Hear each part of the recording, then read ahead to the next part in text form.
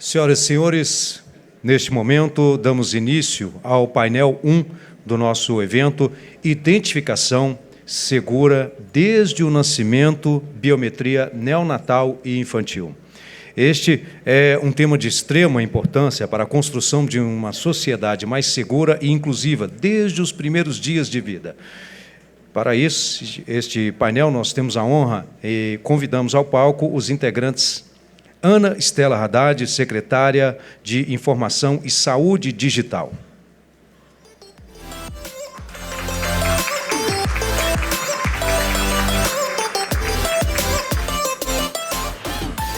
Temos a honra em convidar também Fernando Costa Azevedo, ele que é diretor do IIRGD.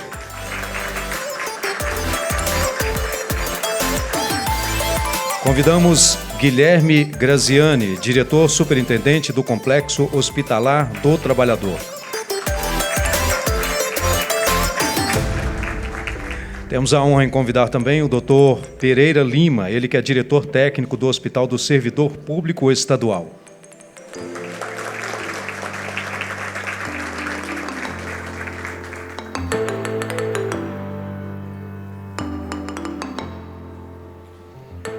E para a mediação deste painel, chamamos o senhor Eduardo Lacerda.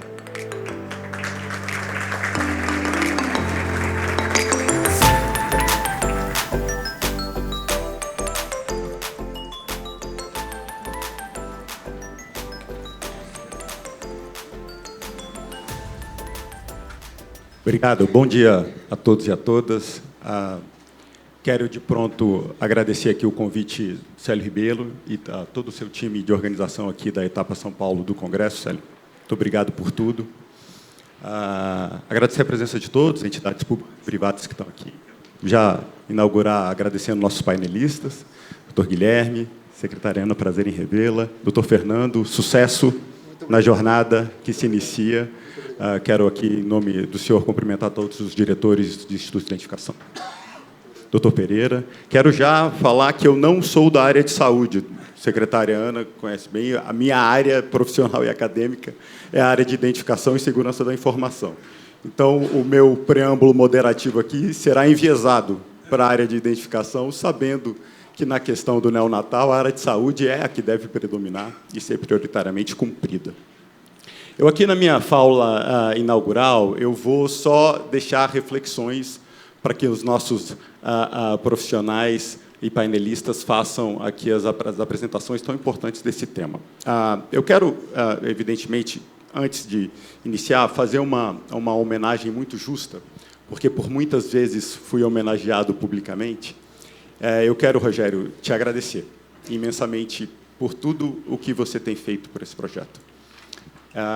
Eu sei, eu vivi, ninguém me contou tudo o que passamos.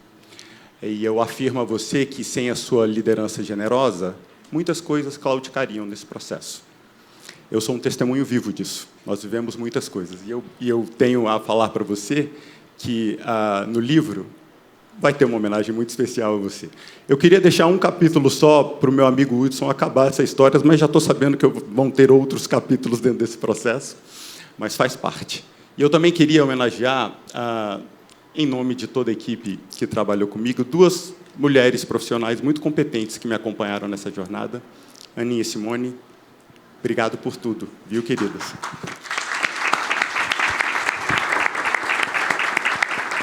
Obrigado por terem me aguentado durante tanto tempo e fazerem parte de um sonho profissional que eu tive. Bom, eu quero fazer uma primeira provocação dentro desse tema. Existe um axioma dentro dos processos de identificação. Não há um sistema de identificação no mundo que cumpra os seus requisitos, aquele que se propõe, sem a integração e conexão com o nascimento e o óbito da população. Não há. Para aqueles que começam a sua jornada no mundo da identificação, ou para aqueles que já estão há muito tempo, isso é um axioma do processo.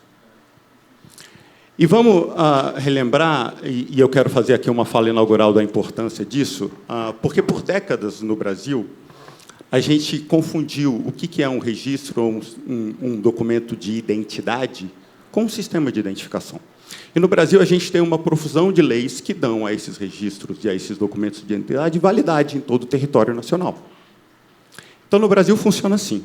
Uma criança nasce em Brasília, ela recebe uma declaração de nascido vivo e a família tem que correr para Goiânia. E lá ela é registrada com certidão de nascimento. Após isso, a família se muda aqui para São Paulo. E essa criança ganhava um RG. Mas essa família se mudava para o Rio de Janeiro, perdia o RG, ele tirava outro RG no Rio de Janeiro, se mudava, ia para o Paraná, tirava um outro RG no Paraná. E assim todos os direitos e deveres dessa criança se abriam. Ela se matriculava na escola, ela entrava numa faculdade, ela abria uma conta bancária, ela ganhava um cartão de crédito, ela tirava a sua OAB, ela, através disso, tirava a sua carteira de trabalho, tirava a sua CNH, tirava um certificado digital e fazia uma conta ouro no GovBR. E assim ela podia fazer em cada estado todos esses documentos. Bom, a primeira pergunta é, espera aí, Lacerda, ninguém viaja tanto, ninguém faz tudo isso em todos os lugares do país. Não, nós não. Os fraudadores e criminosos, sim. E aqui está um pequeno grande problema a resolver. Porque atrás de cada um desses documentos, desses registros, tem o que o ministro Rui Costa sempre falou para a gente, silos informacionais. Ou então, o que a ministra Esther falou semana passada, caixinhas operacionais, que funcionam, pessoal. Sem elas, muitos dos serviços privados e públicos teriam mais graves problemas do que já têm. As fraudes se explodiriam no Brasil. E você pode conversar com qualquer gestor público ou privado que lida com isso daqui. O ponto é que, quando a gente não faz uma integração de todas elas dentro do processo, e aqui eu não preciso falar sobre o que eu sei, eu vou atingir um ponto só do processo, comentado pelo Célio na sua inaugural, a gente tem problemas de todas as ordens. Nós não temos os mecanismos necessários para combater sequestros de crianças. Não que a gente não combata, a gente faz. Mas os mecanismos necessários se perdem. Como é que a gente vincula fortemente, através de um sistema biométrico, online, sistematizado, a criança à sua filiação? Mais do que isso, você pode perguntar para qualquer gestor público e privado aqui de sistemas, apesar dessas caixinhas funcionarem muitas vezes, a falsidade ideológica no país existe e consome bilhões de reais todo ano do país. Esse capítulo 1 do livro, ele se encerra. Ele se encerra quando a gente inaugura a infraestrutura pública digital de identificação civil, que tem como um dos seus produtos a carteira de identidade nacional e que tem uma perna fundamental, que é a conexão com o nascimento da criança. E aqui vai um alerta importante. Além desses processos, mitigação desses processos de fraude, nós viveremos um mundo muito complicado para as questões de autenticação biométrica. Os avanços computacionais, e aqui eu estou falando de inteligência artificial e da capacidade computacional de se fraudar esse processo, levará a muitas transformações dentro desse processo. Para quem mexe com reconhecimento facial, principalmente, haverão muitos problemas a serem resolvidos. E aqui, antes que o meu amigo Hudson fique falando que agora eu só nego informação, tem muita coisa de software em reconhecimento facial que precisa ser evoluído. Tá? Muita coisa. Mas uma principal coisa precisa evoluir: processo. A gente precisa controlar quem nasce de forma sistemática, online, biométrica no país. Porque, senão, criará-se pessoas falsas, fantasmas, avatares, do ponto de vista biométrico, que atacarão sistemas todos no país. Então, a gente precisa dar um passo anterior, que é exatamente o processo de controle neonatal. E, para minha alegria, muitas iniciativas estão sendo feitas. E a gente vai ter uma perspectiva aqui, do ponto de vista federal e dos governos estaduais, do que está sendo avançado nesse sistema. A biometrização do neonatal, a conexão com a sua filiação, a formação de um sistema para que sensibilize diversas políticas públicas, de identificação, de segurança pública, social. para que, quando essa criança tenha os seus direitos, a gente consiga fortemente vinculá-la, não só quem ela é, mas a gente consiga saber quantos anos ela tem. É um outro problema no país. A gente saber qual é a filiação dela. Isso vai servir para tudo. Para abrir uma conta bancária. Você quer abrir uma conta num site de aposta? Quantos anos você tem? Você quer abrir uma conta numa rede social no Brasil? Integrado a esse sistema. Você quer ter um celular? É integrado a esse sistema. Você quer ter um certificado digital? É integrado a esse sistema. Se nós fizermos isso, processualmente, a gente destrói as fraudes ideológicas. Isso acontece em diversos países do mundo hoje, tá, pessoal? Hoje a gente vai ouvir como é que está a evolução desses processos da identificação neonatal, tanto do ponto de vista de saúde, quanto do ponto de vista da identificação nas áreas.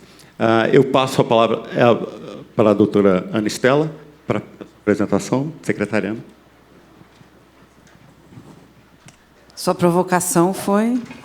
Começamos bem, acho que nos conectou aí, né? Eu não sei se tem um passador. Obrigada. Queria primeiro dizer da honra de estar nessa mesa com tão importantes pessoas e trajetórias aqui para a discussão, né? E a responsabilidade de começar com a primeira apresentação. Então, o tema desse painel, identificação segura desde o nascimento, biometria neonatal e infantil, né? Então, a primeira coisa que eu gostaria de chamar a atenção, né, a ideia é a gente trazer alguns elementos depois para dialogar entre as apresentações e o debate a seguir, é a DNV, a Declaração de Nascido Vivo, que é um documento, é o primeiro documento, né, de cidadania a partir do nascimento. Então, assim que uma criança nasce, ela é emitida, existe uma legislação, ela tem um valor legal, né? Então, ela é emitida por profissionais de saúde, se for no estabelecimento de saúde onde a criança nasceu, se for em casa, a parteira ela deverá ser cadastrada na Secretaria Municipal de Saúde e emitir a DNV. Então, é com a DNV depois que se vai ao cartório, se faz a declaração, se faz a certidão de nascimento e se emite os demais documentos, né? Então, da DNV depois vai surgir a certidão de nascimento e, daqui para frente, né, assim, a carteira de identidade nacional e outros documentos, enfim. E aí temos declaração de óbito e tal. E a DNV ela tem uma importância muito grande para a saúde, porque, através da DNV, a gente, então, tem o cadastro no SINASC, que é o Sistema de Nascidos Vivos, e pode fazer todo o acompanhamento de vigilância epidemiológica da saúde materno-infantil, né? Saber, ter todos os indicadores para a gente saber como está o pré-natal, como é que se as complicações estão agindo e como é que as ações e serviços de saúde estão em relação ao aspecto de saúde geral e saúde pública, né? Bom, e assim como acho que já muito bem foi colocado aqui, e que o doutor Lacerda agora coloca, fazendo um diálogo com o que trouxe já o secretário Rogério Mascarenhas, assim, passa a ser um marco muito importante, né, dessa transição para uma cidadania digital, né? E é uma iniciativa que tem um aspecto intersetorial, né, e nos aspectos que se torna um passaporte de entrada, acesso e garantia para as políticas públicas, né? E o que eu acho que é muito importante dar o meu testemunho aqui, trazer como elemento, é que nós, no Ministério da Saúde, em que pese estarmos num processo também de transformação digital, eu estou à frente da Secretaria de Informação e Saúde Digital, que foi criada recentemente, em 2023, no Ministério da Saúde, né? E que está respondendo pela transformação digital do SUS. E o que nós estamos nesse processo também construindo é a articulação dessa transformação digital do SUS com a transformação digital do governo federal, né? Então, a Nova Sim, ela traz uma série de dados de saúde. Ela traz informações sobre o responsável, né, a mãe, e o responsável da criança, o tipo sanguíneo, se a pessoa tem a disposição para doação de órgãos, se ela é uma doadora de órgãos, deficiências, né, deficiência física, auditiva, intelectual, visual, e a questão do autismo também, ela tem o registro na CIM, né?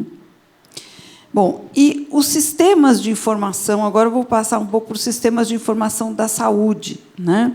A nossa Secretaria de Informação e Saúde Digital, ela tem 3 departamentos, e um dos departamentos é o DataSUS. O DataSUS, acho que muita gente conhece, já ouviu falar, né? O DataSUS, ele tem praticamente a idade do SUS. Ele vai fazer 35 anos, ele foi criado em 1990, inicialmente vinculado ao DataPrev, né?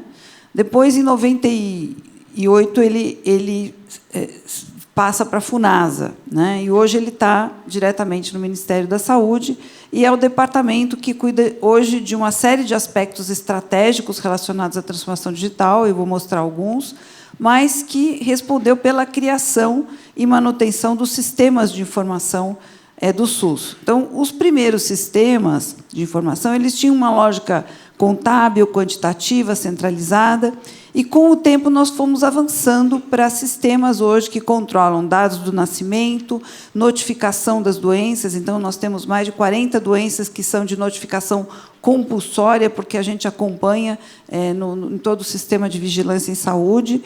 A questão dos atendimentos hospitalares, ambulatoriais, que também são cadastrados em sistemas, são fatorados, tem uma lógica contábil, mas também de acompanhamento da política. Dados sobre óbitos, né, também são acompanhados, a declaração de óbito. O prontuário eletrônico do cidadão, que hoje se torna muito importante e estratégico. Então, a gente gradualmente está avançando na implementação do prontuário eletrônico, que é a base para a gente poder fazer toda a integração de sistemas e o acompanhamento, a continuidade do cuidado em saúde, né? Então, a gente sai agora, com a nossa secretaria, de um processo fragmentado. Então, o DataSUS já criou mais de 400 sistemas de informação. Um inventário recente que nós fizemos trouxe um quantitativo de, hoje, 237 sistemas em operação, em produção, né? E de várias idades, com muita fragmentação. Então, hoje, a gente tem um modelo, uma arquitetura na transformação digital para a interoperabilidade desses sistemas na direção de poder ter, né, um processo integrado, né, que está apoiado. Então, se você tem um sistema que acompanha exames, outro que acompanha o cadastro, que é o CadSUS, outro que é estruturante para outros, outro que acompanha vacinas, internações, atendimentos e assim por diante, a ideia da Rede Nacional de Dados em Saúde é uma plataforma, ela é uma plataforma de interoperabilidade, onde, estabelecendo padrões para a troca de informação em saúde, a gente consegue trazer dados de diferentes sistemas e construir um espaço integrador para as interfaces de disseminação das informações em saúde, né? Então, hoje, o principal objetivo da RNDS é fazer essa integração, permitir a continuidade do cuidado, né? E isso envolve o setor público e o setor privado, progressivamente. Então, semana passada, nós tivemos, a secretária Lilian citou o aplicativo da Justiça, e, do ponto de vista da saúde, junto com o MGI, nós tivemos o decreto presidencial que oficializa a Rede Nacional de Dados em Saúde como essa plataforma de dados da saúde, né? Bom, e hoje, em que ponto nós estamos da RNDS? Ela hoje tem aproximadamente 2,9 bilhões de registros, né? E, para os registros acontecerem, eu vou mostrar um pouquinho o processo, mas, então, nós temos um padrão e um modelo para cada conjunto de dados, né? Então, você estabelece um conjunto mínimo de dados para os registros de exame laboratorial, para as vacinas, né, os registros de imunológicos, para as autorizações de internação hospitalar, que vai começar em breve, e assim por diante, atestados, prescrição de medicamentos. Para tudo isso, a gente não leva para a RNDS, por exemplo, um prontuário eletrônico completo. A gente leva um conjunto mínimo de dados, que é regulamentado, estabelecido. Esse conjunto mínimo de dados gera um modelo informacional e um modelo computacional para que, então, todos obedeçam a esse mesmo padrão, qualquer sistema, porque a gente tem sistemas do SUS, sistemas do setor privado, nós somos 5.570 municípios, 27 estados, e nem todos adotam os mesmos sistemas. Então, a gente adota padrões para essa troca de informação, né? Bom, outra questão que a gente está trabalhando fortemente, todo mundo já ouviu falar do Cartão Nacional de Saúde, e muitas vezes, quando você vai fazer um atendimento no SUS, é gerado ou você usa o Cartão Nacional de Saúde, e hoje a gente tem um esforço grande às vezes, em ir atrelando o Cartão Nacional de Saúde ao CPF. E hoje, então, a gente está num esforço interno e temos um conjunto de estratégias para que, definitivamente, o CPF seja o identificador único e não mais o Cartão Nacional de Saúde, né? Então, tem uma série de medidas que a gente tem que adotar, de complexidade, mas que a gente está trabalhando para isso, né? Bom, aqui, mostrando um pouco aquilo que eu falei, né? Qual é a mágica por trás da interoperabilidade? É você ter um modelo de informação, um modelo computacional, para que, então, todos os dados possam se conversar dentro da Rede Nacional de Dados em Saúde. E aí, com isso, né, qual é a vantagem? O que isso representa de vantagem para o cidadão, para o profissional de saúde, para o gestor de políticas públicas? É a possibilidade, né, no caso do cidadão, a gente, com isso, está podendo realizar um sonho que a gente sempre teve, que é o cidadão ter os seus dados de saúde, ter o seu histórico da sua saúde. Então, hoje, através do aplicativo Meu SUS Digital, por conta da RNDS, então, eu convido quem ainda não tiver no seu celular o Meu SUS Digital, ele está integrado ao GovBR. Então, se você tem o GovBR e baixar o Meu SUS Digital, você vai usar a mesma senha para acessar o Meu SUS Digital. Ali você vai encontrar os registros de vacina que você tomou. Se você foi atendido em unidade básica de saúde, você vai encontrar os registros desse atendimento clínico, a fila para o transplante de órgãos, o farmácia popular, dignidade menstrual, cada vez mais programas e interações com a saúde e informações de boa qualidade também, né? Então, hoje, a gente está com mais de 58 milhões de downloads do Meu SUS Digital. No último mês, foram 11 milhões de novos downloads, porque, recentemente, o ministro Padilha lançou a caderneta da criança digital. Então, hoje, a mãe, não sei se a mãe da Alícia está aí, com a Alícia, elas estavam por aí, mas a caderneta da criança já está também no Meu SUS Digital, né?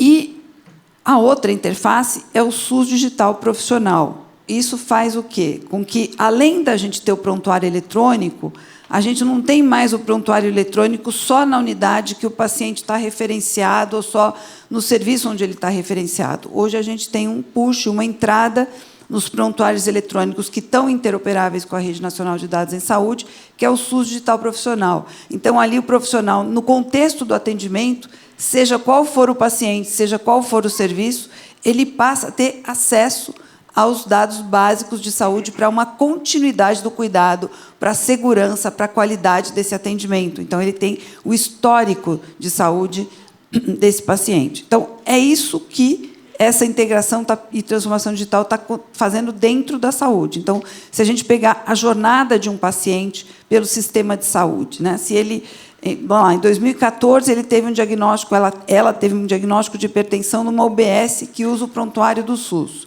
Depois, num outro estado, ela fez um exame de imagem num centro especializado. Depois, num outro ano, ela teve a prescrição de medicamento num hospital privado que tem um outro sistema que é próprio. E depois ela vai fazer um acompanhamento de pré-natal na rede privada. Onde é que estão todos esses dados, né? Hoje, desde que se adote o padrão de interoperabilidade que a Rede Nacional de Dados está adotando, eles vão estar no Meu SUS Digital e no SUS Digital Profissional.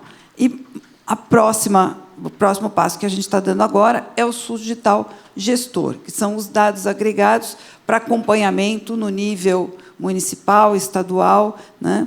E, então, tudo isso está dado. Então, esses são alguns elementos, né? Então, acho que a importância da DNV, a importância da gente, no processo de transformação digital da saúde estar integrado com a transformação digital do governo federal, com a infraestrutura pública, nacional pública de dados, que vai ser depois tratada aqui, e esse processo se dá de maneira integrada. Muito obrigada.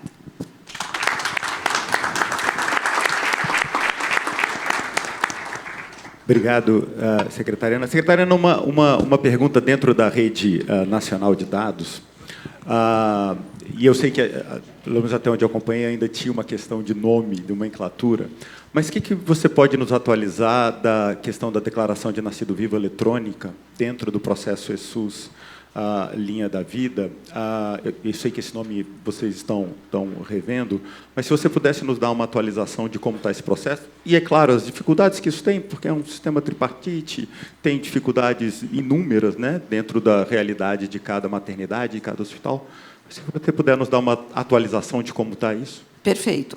A gente tem uma complexidade, Lacerda, que nós tinha a ideia, né, de unir, de fazer a união entre o SINASC, o SINAM e o SIM, né, unificando tudo num sistema que se pensou em chamar de ESUS Linha da Vida. Mas o SINASC, porque a gente tem uma parceria, o DataSUS, com a Secretaria de Vigilância em Saúde, que é a área negocial a qual se ligam os sistemas de vigilância. Então, as decisões são sempre, enfim, conduzidas também pela área negocial, no nosso caso, a Secretaria de Vigilância em Saúde. Então, a ideia do nome de ESUS Linha da Vida, de fato, caiu por terra, porque se entende que o SINASC ele já hoje, para o mundo da epidemiologia, ele já está tão consolidado, ele é usado em trabalhos científicos, ele é usado na vigilância de uma maneira tão consolidada, que se entendeu que deveria permanecer dessa maneira. Mas hoje a gente tem um trabalho intenso de integração da DNV com todo esse processo, né? E vamos agora atualizar, depois da mudança de gestão, estamos atualizando todo esse processo para dar continuidade a ele. E, como eu estava adiantando para o secretário Rogério, estamos também com um plano de trabalho que vai ser aprovado essa semana pelo ministro, em relação ao CPF, que eu acho que vai ser muito importante a gente ter o CPF como o identificador único. Obrigado, secretário. Quero passar agora a palavra ao doutor Fernando. Doutor Fernando, acho que semana passada, se eu não me engano, eu vi um vídeo, aqui de São Paulo, de uma coleta de impressão digital de uma criança recém-nascida, e confesso a você que há 20 anos, quando eu comecei nisso, a gente não tinha essa tecnologia tão desenvolvida quanto hoje. A gente tinha lei, né? O artigo 10 do Estatuto da Criança e do Adolescente dá o comando legal para a coleta da biometria do neonatal, inclusive da biometria da mãe, e outras regulações que por via, mas a tecnologia ainda não tinha avançado a esse ponto, a esse nível, né, de detalhes, de minúcias que eu vi sendo coletada. E, independente da discussão se isso serve para uma acurácia bem definida dentro do processo de identificação, me deixou bastante impressionado a forma como está sendo capturada essa impressão digital em um recém-nascido dentro desse processo.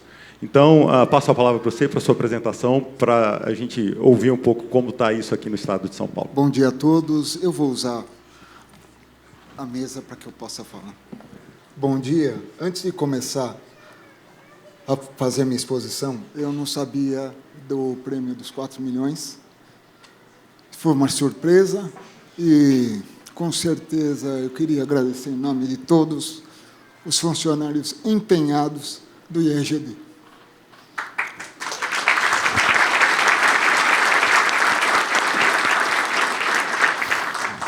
Bom, vamos lá. Me peço licença, doutor. Eu vou fazer apenas uma observação com relação ao nosso tópico, porque falava em neonatal, e quem sou eu para falar em definições da parte de saúde? Mas eu começo assim, né? Neonatal refere-se ao período que abrange os primeiros 28 dias de vida de um recém-nascido, né? Esse termo é derivado do grego e quer dizer recém-nascido. Portanto, todo recém-nascido, salvo o melhor juízo dos senhores, ele é uma criança que nasce e possui até 28 dias. Do 29º aos 2 anos de idade, ele é denominado bebê ou lactante. E mais do que 2 anos, ele é denominado como criança. Fiz isso porque no nosso... chegou no fim.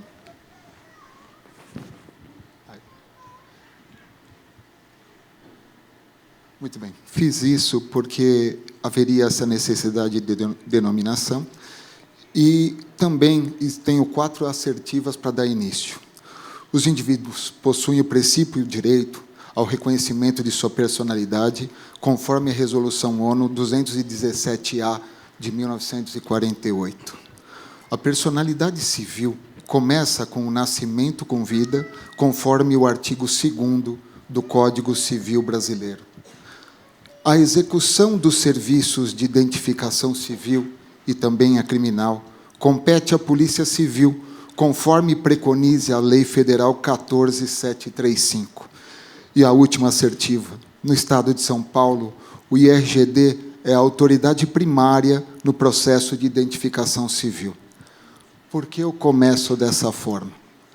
Então, vamos dar início, né? A identificação de pessoas dá-se preliminarmente por meio do sistema papiloscópico, conforme preceitua o artigo 8º, conforme a doutora fez a menção. Falarei daqui, que fica mais fácil para mim, a gente vai conversando. Tá? Então, o que acontece? O artigo 10 do Estatuto da Criança e do Adolescente, ele prevê a coleta das impressões digitais e plantares do recém-nascido. Acho que todos os senhores já tiveram pelo menos um contato com essa identificação. Toda mãe espera fazer essa identificação. Primeiro, porque ela passou um sufoco danado durante 9 meses. E diga-se de passagem, às vezes é um tempo menor, mas com certeza ela vai esperar conseguir essa identificação, tanto das impressões digitais e plantares. Então, a gente já está falando aqui, como falou muito bem o nosso moderador, nós vamos falar de um sonho. E esse sonho ele vai ser mostrado daqui a pouco. Mas, por enquanto, vamos expressando o nosso... Muito bem. A garantia da identificação ela é feita por uma questão de segurança. Essa segurança ela vai ser falada daqui a pouco também, num outro tópico. Por quê? Porque os senhores sabem que, algumas vezes, houve uma modificação das crianças dentro da própria... Modificação, quando eu falo, é substituição de uma criança por outra. Isso aconteceu há muito tempo atrás, acho que, acredito, agora não ocorra com tanta facilidade, mas já houve. Então, a gente acredita que a identificação ela deva ser plena desde o início. Por isso, esse projeto nosso, que nós vamos apresentar daqui a pouco, ele é tão importante. Tá? O que acontece? Antigamente, né, ou até há pouco tempo, aí os doutores são mais precisos nisso, nós usávamos tintas de carimbeira. E essas tintas de carimbeira, no momento da identificação, eram apenas borrões. Então, nós tínhamos um borrão no dedinho e um borrão do pezinho. E isso tudo mostra... A gente pode ver aqui, né? Eram impressões borradas e de baixa qualidade. Podem notar, coitado do nenezinho, né? Então, era isso. Eles ficavam assim e não conseguia identificar de uma maneira plena. Muito que bem. Nós tínhamos, por exemplo, as digitais também, na época, e até atualmente, as digitais eram muito pequenas e pouco definidas. Então, nós não conseguíamos identificar dessa forma. Isso tudo, né, começamos a pensar, conforme nosso moderador disse, a evolução ela precisa ser paulatina, para que a gente não tenha muitas surpresas e que a segurança não seja deixada para trás. Mas ela é obrigatória. A segurança sempre deverá ser de acordo com aquela evolução tecnológica que nos for apresentada. Porque, se não for dessa forma, a identificação não será correta. Muito bem. Pode notar que os registros, então, eles eram imprecisos. Nós tínhamos exatamente impressões semelhantes a essa, e isso não viabilizava uma plena identificação. Isso tudo daí começou a pensar, todos começamos a pensar, e eu cheguei no IRGD há 60 dias. Tá? E o caso é o seguinte, aí falam, Jesus, eu sou uma pessoa responsável por parte administrativa, sabe, financeira, orçamentária. Aí falaram assim, Jesus, o que vai fazer lá? O doutor Jacobus falou, vai, Fernando. E lá fui eu para poder assumir o Instituto de Identificação. E acredite em mim, é um prazer estar lá. Muito bem, compromete a leitura, já disse, mas vamos lá. Era feito de leitura de impressões digitais indevidas. O que acontece? Pensando nisso, né, as impressões não eram boas, elas não eram precisas, não era possível se identificar a pessoa com a plena certeza. Quando eu cheguei no IRGD, alguns funcionários me procuraram e falaram, doutor, nós temos um projeto que é muito importante. O senhor poderia olhar por ele? Eu falei, perfeito. E daí começaram a me explicar por quê, né? Eu perguntei a eles, me convença, que nem dizia a escolinha do professor Raimundo lá, o personagem. Eles começaram a falar, doutor, nós tivemos um caso, né? Então eles foram dizendo casos e trouxemos aqui o caso, né? Teve um deslizamento no Guarujá, onde crianças vieram a falecer, abraçadas com a família, né? E quando chegou lá, essas crianças não tinham uma plena identificação. Isso faz com que a gente pense assim, poxa, a gente tem que fazer alguma coisa para que as crianças possam ser devidamente identificadas. Também foi falado, né, a respeito, né, no São Paulo, são registrados aproximadamente, são 18 mil, não está escrito aí, está aqui embaixo, 18 mil boletins de ocorrência de desaparecidos.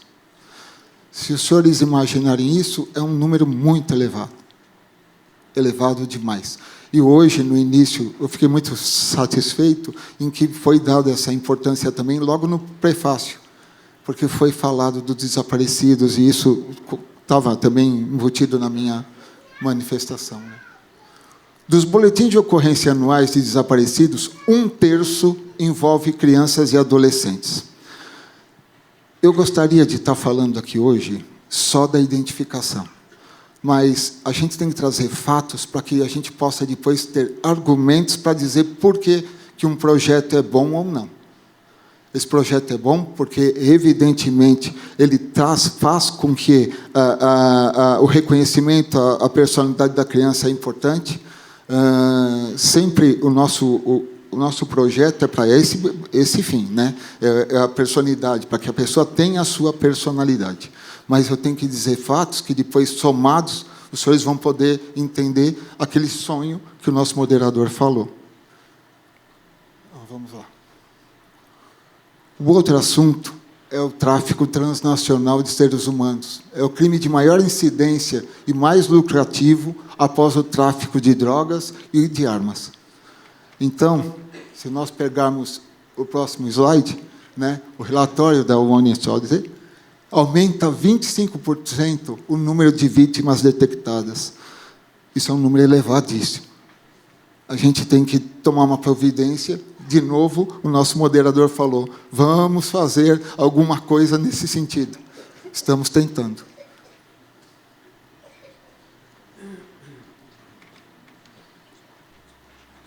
Tá aí. As crianças, né, são traficadas para exploração sexual. E isso não é um assunto que deveríamos estar falando nessa época. A gente já deveria ter resolvido esse problema antes. Tudo isso a gente faz com que todos nós comecemos a pensar, por que não tomamos uma providência anterior na identificação das crianças? Isso a gente vai pensando, e chegamos aí, né? Eu sou português, e esse caso do desaparecimento foi falado em mundo inteiro. É o desaparecimento mais conhecido do mundo, tá? Ele ocorreu lá em Portugal, era uma criança britânica. O caso Madeleine, ele é o caso com maior desenvoltura para esclarecimento que teve o mundo inteiro. Era uma criança não perfeitamente identificada. Ela, além disso, por que eu falo num caso não do Brasil, eu falo esse? Porque esse é o que mais foi falado no mundo. Aí o que acontece? Dentro desse caso, ele não tinha uma plena identificação. E depois, ainda para torturar mais os pais, uma pessoa disse que era ela. Se nós tivéssemos uma plena identificação biométrica, isso não teria ocorrido. E eu acredito nisso. Para os pais de qualquer criança, ele quer ter a segurança de que nenhum mal vai acontecer para o seu filho. Isso para todos. Tudo isso eu falo para que a gente possa ter uma noção plena de que a identificação ela é necessária. Diante disso tudo, nós pensamos em alguns objetivos. Nunca houve tecnologia suficiente para recém-nascidos. Sistema EIFES limitou ao 6º ano de vida. O que quer dizer isso, né? Dentro do nosso sistema, a identificação plena era após os 6 anos de idade. Antes disso, nós tínhamos uma dificuldade tremenda na identificação da criança. E o sistema EIFES, ele viabilizava um controle pleno do 6º ano. Antes disso, nós não tínhamos como fazer. Portanto, dentro desse arcabouço que nós possuíamos, nós temos, então, nunca houve tecnologia, sistema EIFES a partir do 6º ano, necessidade urgente de cumprir a lei, porque nós temos a determinação da identificação plena da criança e, no final, nós temos o combate ao tráfico de nossas crianças. Isso era o que me foi falado pelos policiais que conversavam comigo e falavam, esse projeto é muito legal. E assim vamos indo, né? Vamos indo. Muito bem. Aí, o que aconteceu? Lá são eles de novo dizendo, com o desenvolvimento da tecnologia, a preocupação do tráfico transnacional e o desenvolvimento do trabalho, doutor, a gente não poderia dar início a algum tipo de atividade, de programa, de parceria, para que a gente pudesse ter uma solução, pelo menos, o mais rápido possível? Muito bem. Diante disso, nós começamos, então, a pensar no programa de identificação civil neonatal. Eles já tinham feito grande parte disso. E quem são eles? São os policiais civis do IEGD, com uma parceria tremenda de algumas empresas. Houve uma POC, uma prova de conceito de equipamentos, que viabilizou com que isso ocorresse.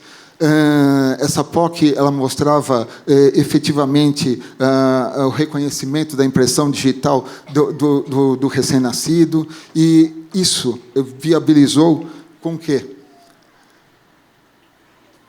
com essa parceria, né, da empresa Infante ID, da Prodesp e da Vsoft, a gente tivesse um convite. Aí lá vem o doutor, que está ali muito feliz. Nós fizemos um convite ao IANSP, e foi uma grata surpresa. Quando eu cheguei, já tinha sido determinado qual hospital era. E era o Hospital do Servidor Público Estadual. E foi onde eu nasci. Então, o que acontece? Quando eu cheguei lá, o doutor falou que ele estava muito orgulhoso que tivesse sido dado início lá no Hospital do Servidor. Quem tem orgulho sou eu, doutor. Então, o que acontece? Fizemos o convite, teve a possibilidade de uma identificação segura, foi feito pensando na expedição da carteira de identidade nacional, e também nós tivemos o seguinte, nós tivemos a integração com o cartório de registro civil de Indianópolis. Aí os senhores são técnicos, os senhores vão me entender. No momento que a doutora falou, né, no momento que a criança nasce, a gente tem que fazer a certidão de nascimento o mais rápido possível, para que depois a gente possa fazer assim. O doutor, dentro do Hospital do Servidor Público Estadual, ele viabilizou que, dentro da própria unidade hospitalar, nós tivéssemos um registro lá dentro. Isso viabilizou uma celeridade incomensurável da expedição da certidão de nascimento, a viabilidade da obtenção do CPF, e com o CPF nós pudéssemos fazer a identificação do recém-nascido e, por conseguinte, a expedição da SIM. Por que eu falo tudo isso dessa forma ordenada? Porque as pessoas têm uma noção quão dificultoso é fazer esse trabalho na celeridade que todo pai e a mãe desejam. Muito bem. Diante disso tudo, o doutor Pereira teve a oportunidade de criar a sala conceito, né? Nós denominamos de sala conceito. Ela é um lugar muito agradável, muito cordato, A Renata, que está aqui, pode dizer melhor do que eu. Sei lá onde está o Renato. Renato? Olha lá, Renato. Renato pode dizer muito melhor que eu. A Renata está lá fazendo um trabalho brilhante. Eu digo assim, ó, todo policial civil tem que ser vocacionado. Não pode uma pessoa que não é vocacionada ingressar nos quadros de qualquer lugar. Ela tem que estar vocacionada para aquele serviço que ela prestará.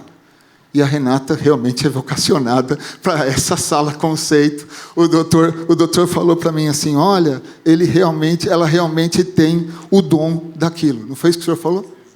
Então, o caso é o seguinte, é muito prazeroso a gente ver que tem pessoa que se dedica tanto.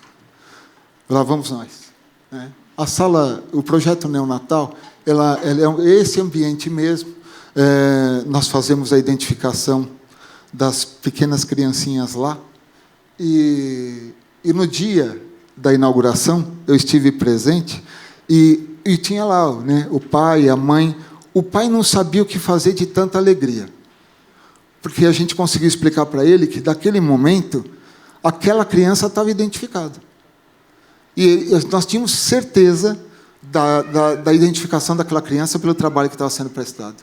Então, a mãe também veio me agradecer, o pai me deu um abraço, foi um dia bonito lá. Então, o que acontece? Disso tudo, né, aí nós temos alguns objetivos. Né? Estudar os resultados obtidos. Por quê? Porque, para que a gente pudesse analisar esse serviço que nós estamos tentando realizar, nós fizemos o programa de identificação civil, neonatal. Então, ela consiste, né, da coleta biométrica na sala de modelo de identificação. Esse projeto piloto, por intermédio da portaria da Delegacia Geral de Polícia, de número 25, ele terá uma validade de 180 dias a partir do dia 10 de julho. Nós vamos analisar tudo. Por quê? Porque todo o sistema ele tem que ser estressado. O que quer dizer isso? Nós temos que colocar informações, porque assim nós temos como viabilizar um estudo técnico correto daquele uso do objeto. Tanto numa solução quanto no objeto, isso é importante. Né? Então, muito bem. Volta. Volta. Volta. Muito bem. Outro objetivo, espera-se a expansão às demais maternidades. Por quê? Porque o caso é o seguinte, o Dr. Pereira falou para nós que o serviço prestado é um serviço que está demonstrando equidade e um valor tremendo. Não é isso, doutor?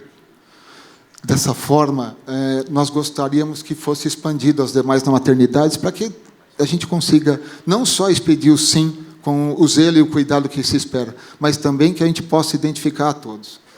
Estender o uso do scanner nos postos de identificação do IEGD. O que acontece dentro do IEGD, se a gente pudesse ter uma amplitude desse scanner, seria muito bom. Nós hoje temos, então, nós estamos no nosso programa que está sendo feito, nesse projeto piloto, vamos dizer assim, e se for possível e der tudo certo, a gente gostaria também desse objetivo. Recomendar o uso de scanner em portos, aeroportos e fronteiras. Como nós já dissemos antes, essas crianças, por vezes, elas estão sendo remanejadas por esse intermédio, né? Portos, aeroportos, estão realmente com esse problema. E se tivéssemos nos portos e aeroportos, nós poderíamos, com o scanner, a gente poderia identificar facilmente. Recomendar o uso, e o cumprimento da lei é evidente, né? A gente quer cumprir a lei com a maior dignidade possível. Esses são os objetivos. Eles serão repassados aqui com aquilo que nós fizemos no dia da inauguração. Então, estudar os resultados obtidos, aí a Renata trabalhando. Daí teríamos também, espera-se a expansão das demais maternidades, aí são algumas que nós temos, é um exemplo.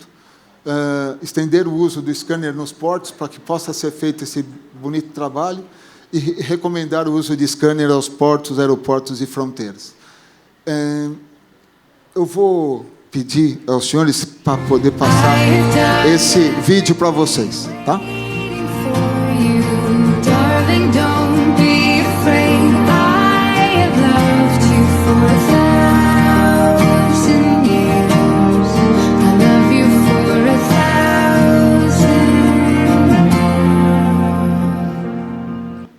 I have died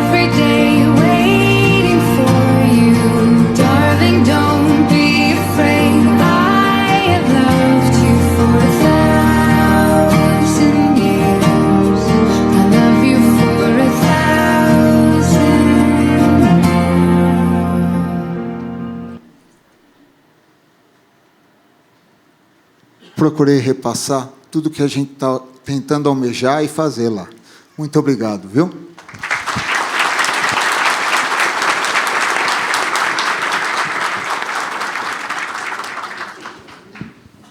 Obrigado, doutor Fernando. Como eu disse, assim, fico muito feliz da gente estar vários projetos pilotos pelos estados. São Paulo, estava conversando com o Genilson ontem, Sergipe já está dando pontapé inicial no seu piloto. Goiás também, né, Maciel? Já está com o seu piloto em vigência. Paraná, não sei, Simão, acho que Distrito Federal também, acho que já tem alguma iniciativa. Ou seja, isso está começando a ganhar volume e força e é fundamental para os processos de identificação. Uma provocação, doutor Fernando, para que vocês pensem, já lá no futuro, quando isso estiver muito consolidado, para que vocês pensem no óbito também. No óbito. Eu sei que tem as suas dificuldades, as questões de saúde se imperam aqui, evidentemente, mas que a gente também pense num processo integrado, conectado, biometrizado, no óbito das pessoas também.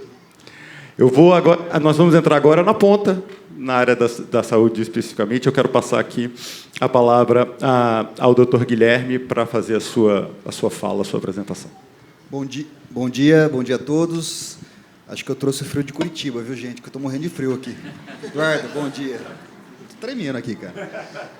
Minha colega, também cirurgiã dentista, secretária Ana Estela Haddad, muito obrigado pela parceria de sempre. Mais uma vez encontrá-la, sempre é um prazer.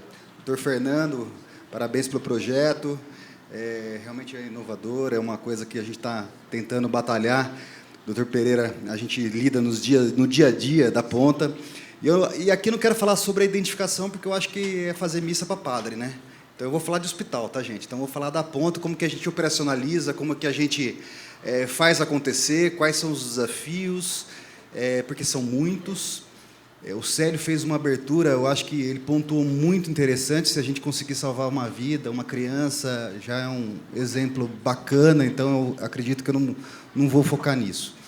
O projeto lá no Hospital Trabalhador, nós temos um hospital que é referência em trauma para o Paraná inteiro. Ele é um grande hospital, hoje é um complexo com 4 unidades, 3 em Curitiba, 1 na Lapa. E nós temos uma maternidade de aproximadamente 50 leitos, com 10 leitos de UTI, UCIM, parto humanizado, toda a parte de gestação de alto risco. Atendemos risco habitual, somos referências para Curitiba, região metropolitana, e para alguns municípios do estado do Paraná. Em 2020, a gente começou o projeto piloto, junto com essa parceria aqui, a Thaís, o Ismael, da Infante ID, uma empresa curitibana, por nossa sorte. Começamos a implantar e desenvolver esse projeto dentro da maternidade. Primeiro desafio, como integrar isso com a equipe? Como chegar para a técnica da enfermagem, as enfermeiras, e a gente implantar para o neonato. Para começar, e bem contextualizado, doutor Fernando usou bem ali o conceito da palavra neonatal, mas como transformar um processo de trabalho já estabelecido e mostrar a importância da miometria do neonatal e da sua mãe. Então, também, aí foi o primeiro desafio de convencimento. O segundo convencimento era que realmente tivesse homologação desse processo, porque muitas vezes a digital, fazer a coleta da biometria do neonato, muitas vezes ele tem alteração, não tem uma captação boa. Também teríamos que ter uma ferramenta que nos pudesse ser efetiva de verdade. Então, de 2020, passou por esse processo de homologação, de busca, de convencimento, de fazer essa linha de processo de trabalho interno com os funcionários. E o convencimento depois das mães também. Porque era um processo que a mãezinha vai lá para ter o seu bebê e, de repente, olha, vem aqui que você precisa de uma sala para fazer uma coleta de biometria. Mas nunca escutei falar isso. Mas por que agora? Por que precisa? Então, também trabalhamos nesse sentido e mostrar justamente a importância que cai, sim, naquela questão da perda do bebê, do extravio, de troca. Então, tem todo esse convencimento que daí é mais fácil, viu, Eduardo? Porque, realmente, fazer isso dentro do hospital, elas são sensíveis a isso. E vira e mexe, uma vez ou outra, infelizmente, a gente vê nas mídias isso acontecendo. Então, troca, como citou o caso da Madeleine, mas aquele caso da médica, há algum tempo atrás, que saiu com um bebezinho. E daí nós temos outros desafios também, que não é só a coleta da biometria para identificação, mas a própria segurança da maternidade. O bebê não tem que só fazer a coleta. Na saída, na alta do paciente, tem que fazer realmente ali bater se a mãezinha é a mãezinha do bebê também. Então, que é um outro processo que nós também estamos evoluindo para isso. Então, desde 2020, nós estamos batendo mais ou menos 8.000 coletas, né, de mãe e bebê, e esse desafio continua. Agora nós começamos a outra fase aqui, junto com o Tobias, com o Arthur, que é da equipe da Infante ID, para poder realmente estar operacionalizando isso dentro da maternidade. São desafios, são etapas. Essa integração no Paraná também é o nosso desafio, junto com a Secretaria de Justiça. Nós temos uma madrinha, que é uma grande defensora disso, que hoje é a nossa presidente do Tribunal de Contas, perdão, Tribunal de Justiça, a doutora Lídia, que ela fala assim que a digital é o código de barra de Deus. Então, ela fala sempre usando essa frase, falando que é a única coisa que a gente consegue, lá na frente, se houver um extravio, alguma coisa, realmente comparar. E essa fase do óbito que você falou, para nós, que somos gestores hospitalares, é importante também, porque lá na frente a gente pode pensar nisso. Mas uma coisa que eu acho que a gente tem que ter um caminhar muito grande quanto a isso. Eu não fiz apresentação nenhuma, porque eu acho que o debate é mais importante. Eu acho que eu estou disposto para a gente conversar e debater os desafios, realmente, da implantação disso. No mês passado, acho que uns 40 dias atrás, se eu não me engano, nós lançamos um projeto no Estado do Paraná chamado Bebê ID.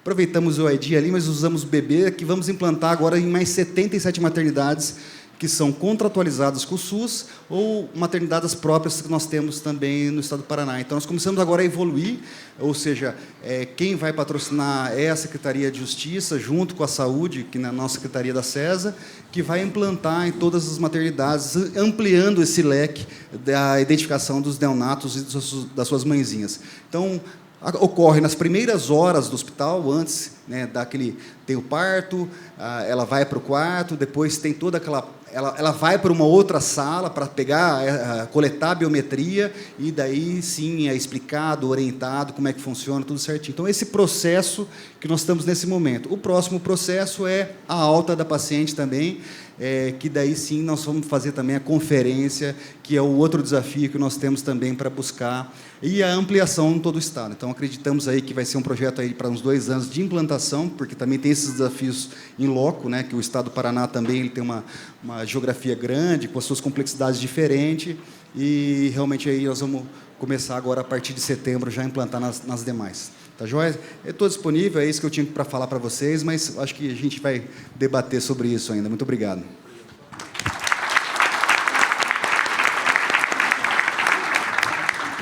Doutor Guilherme, obrigado pela exposição. Fiquei muito feliz com a fala, doutor Guilherme, que o Rogério já me ouviu escutar várias vezes sobre isso, que não é só a captura da biometria neonatal, mas a vinculação à sua filiação, aos seus responsáveis, porque a partir daí a gente tem uma possibilidade de diversas verificações. O senhor citou aqui a verificação na saída da maternidade dessa filiação. Eu expando isso para outras políticas públicas, né? Então, o Célio citou aqui a conversa com a Polícia Rodoviária Federal, que é dos agentes... Eu sou policial federal. Uma das agruras que temos assim, como a gente vai verificar, de fato, se aquela criança está viajando, pertence àqueles adultos que estão ali, né? Se a gente tem uma possibilidade de uma verificação biométrica, opa, tudo muda, né? É assim também com o registro civil. Imagina um pai ou uma mãe tendo que fazer o seu registro civil e o cartório verificando biometricamente a vinculação da filiação com a criança nascida. Mas isso se explode para tudo. A área educacional, 2, 3 anos essa criança está ou não está matriculada numa instituição de ensino? Não tem? Vou fazer um merchan aqui. Vamos usar a mensageria GovBR. Pais, mães, tem uma vacina, tem um sistema educacional para funcionar, um governo, de fato, para cada um, né? Então, assim, acho que a gente anda. Queria te fazer uma pergunta, porque o senhor citou a respeito da coleta. Em Curitiba, são as técnicas de enfermagens que estão fazendo a coleta. Receberam treinamento apropriado e elas que fazem dentro do parto, logo após o parto, o processo de coleta. Exatamente, Eduardo. Lá nós fizemos o treinamento. É um treinamento incessante. Porque tem uma conferência e uma pós-conferência também, ver se a captação foi correta, se está visível, se não. Nós vimos ali, né, doutor, que a impressão que tem antigamente era aquele borrão, mas tem uma verificação, mas tem um treinamento. Porque como é 12/7, né, aliás, 24/7, o tempo inteiro troca as equipes Então, várias pessoas que estão destinadas a isso, são treinadas, na sua maioria, para poder fazer essa captação. E algumas são destinadas, num certo horário, que está mais tranquila a maternidade, para levar as mãezinhas e os seus bebês para fazer a coleta.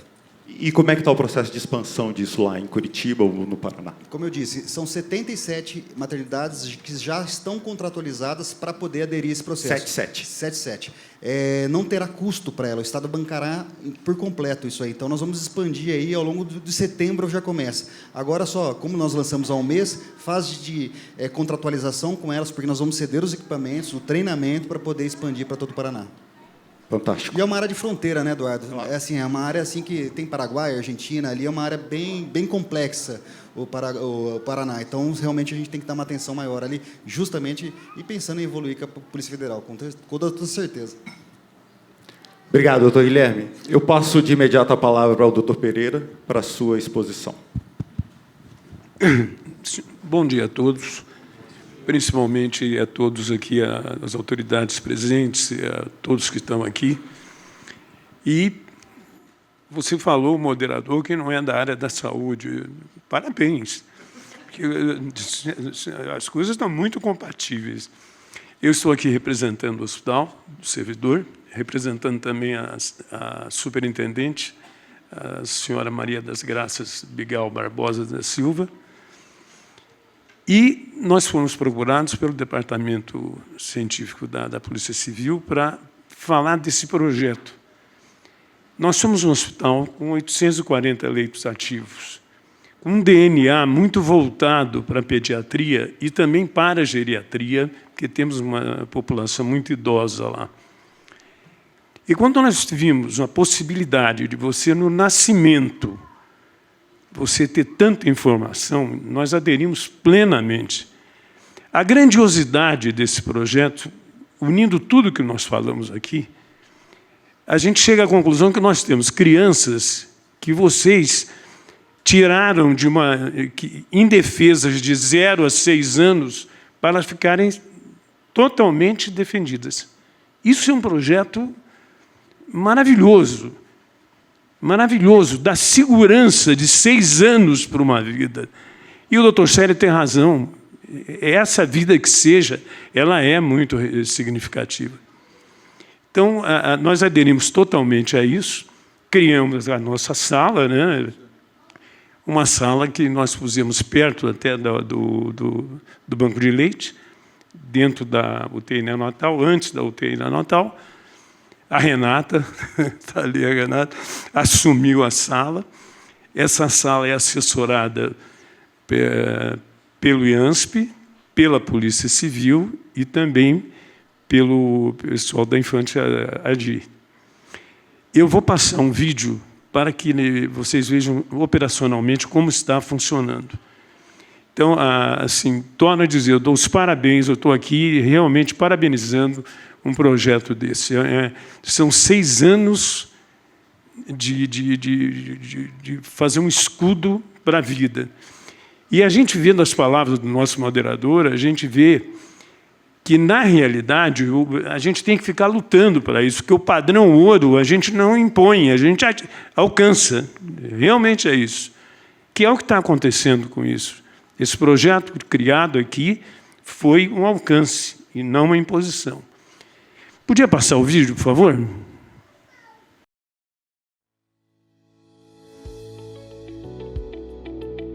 O HSPE, que é o Hospital do Servidor Público Estadual, deu um passo inédito na modernização dos serviços de cidadania. A partir de julho deste ano de 2025, o hospital passou a oferecer um espaço exclusivo para emissão da SIM Digital, que é a nova carteira de Identidade Nacional Digital. Por isso, é o primeiro do país a emitir o documento com a biometria dos dedos do recém-nascido diretamente do ambiente hospitalar. A implantação do serviço tem o objetivo de facilitar o acesso ao documento e reforçar a segurança infantil. O novo recurso é gratuito e exclusivo aos usuários do IANSP e os seus filhos recém-nascidos. Em breve, o documento também poderá ser feito para crianças de até 5 anos.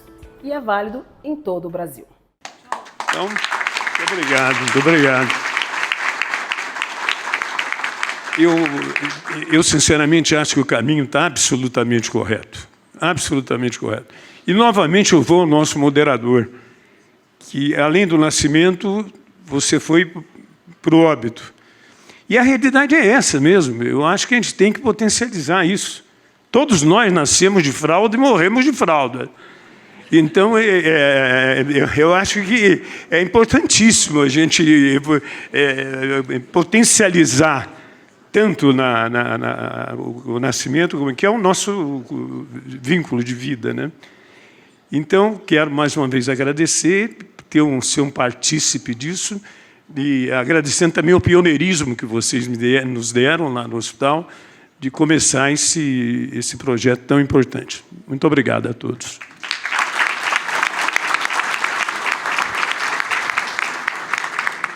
Doutor Pereira, obrigado pela exposição, pelo vídeo. De fato, esse é um projeto que vai transformar o país em algo robusto o suficiente para combater uma série de mazelas que nós temos, como eu tentei explicar aqui no inicial. Deixa eu te fazer uma pergunta, eu não sei se você tem esses números. Quantos atendimentos vocês fazem hoje por dia em relação a esse procedimento de coleta, evidentemente resguardados os processos de saúde, que evidentemente não podem eventualmente ser coletadas, mas uma média mais ou menos de quantos por dia estão se fazendo nesse piloto? Hoje em dia a gente está com um serviço de maternidade não muito grande, porque o trauma está tomando conta de todos os hospitais, né? Infelizmente isso, mas nós temos lá 50 partos mês, nós estamos com 18 casos. Renata, 18? Já aumentou. Hoje aumentou, Renata? Para quanto? 26. É o número que nós temos. Começamos em junho. Ótimo, obrigado. Pessoal, a gente encerra esse primeiro painel. A gente não vai ter a possibilidade de abrir aqui para todos, mas os nossos painelistas estarão à disposição de qualquer pergunta. Eu agradeço demais a participação, doutor Guilherme, secretária Ana, Fernando, doutor Pereira, pelas exposições, e muito obrigado a todos por estarem aqui.